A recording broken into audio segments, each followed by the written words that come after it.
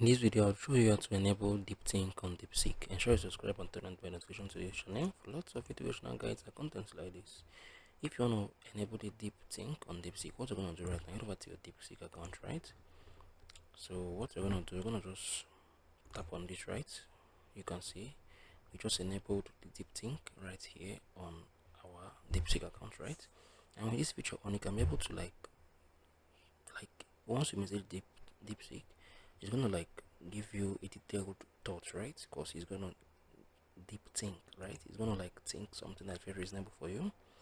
So you can see this to solve reasoning problems, right? So this is basically how you can enable the deep think here on DeepSeek. If you found this video helpful, please share your thoughts below in the comment section. Thank you guys for watching through the video.